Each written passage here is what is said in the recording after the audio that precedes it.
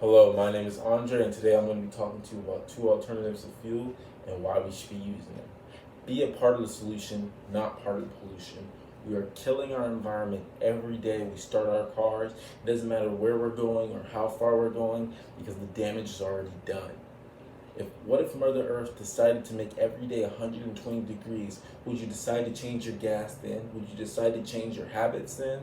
Well, the damage is already done because it's 120 degrees. There's no going back on climate change. As someone who lives in the city of Los Angeles, I can see the pollution every day, and you see it from the highways to the streets, and it's getting worse and worse because more and more people are continuing to buy automobiles. I believe that gasoline should be phased out because it's not only seen as toxic to our environment, but alternatives have been seen as great for our environment. Now, today I'll be talking to you about two alternatives: biodiesel and electricity, and I'll be answering two questions regarding each one and answering those questions. Now, biodiesel is the first one. Biodiesel has been shown as not only an alternative for gas, but also a source of clean energy. What is biodiesel? Biodiesel is a type of alternative fuel that can power same engines as regular based diesel.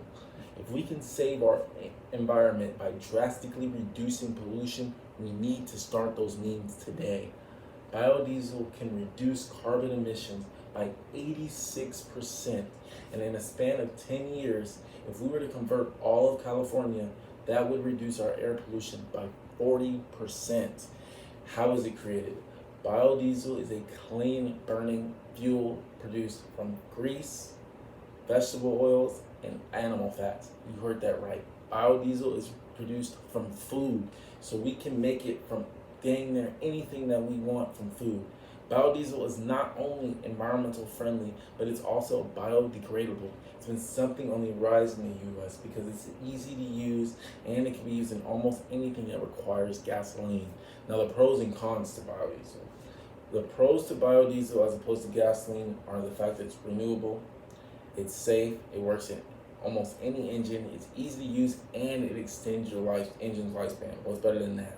The negatives are the fact that it's more expensive, it can affect our food supply because it's made from food, it can damage your filters because it loosens the engine residue, it's a lower fuel efficiency as opposed to gas, so you don't get as much bang for your buck, and it's not carried at all the gas stations. Now I want to talk to you about electricity, which is also the electric car, which is also seen as the future of today. Now, why an electric car? Studies have shown that the total energy efficiency of the electric car is 2 times higher than the nearest competitor, 2 times higher than regular cars. Their energies are off the charts as opposed to the competition. Electric cars, though, only make up a 0.1% of the market, but the user base is growing up. In 2016, it was 300,000, now it's 1.2 million, and that's largely due to Tesla. Now, how do they help the environment? Studies have shown that electric cars over the course of the year can save about 1.5 million carbon monoxide. That is equivalent to 4 round trips from Barcelona to London. That's 1,872 miles per trip.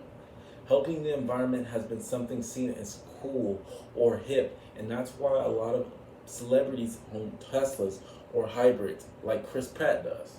Having an electric car in California can also be used as a tax credit or a tax break. More money. All the pros and cons to electric car. The pros to electric car is that you no longer need gas. Come on. No maintenance, tax credit, like I said, and you can be charged at home. Now, the cons. The cons is the range of miles that you can get on an electric car. The expensive battery replacement.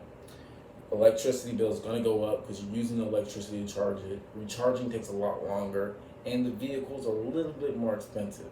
Now I want to tell you about why you need to be choosing these alternatives. Climate change.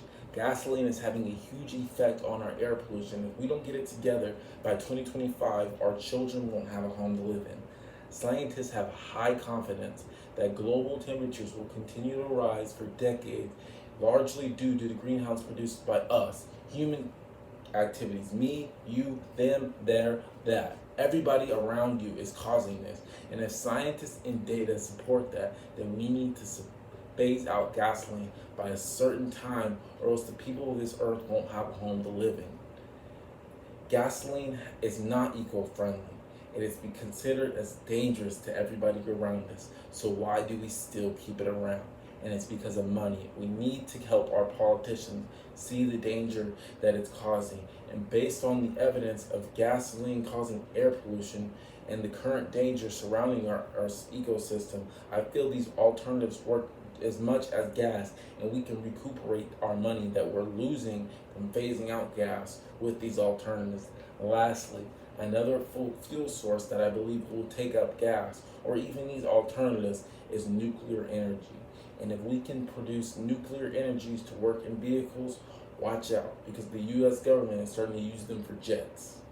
Hopefully our global leaders see this, and hopefully this impacts you, and everybody can see around us that we need to make change to save our environment and to save our planet.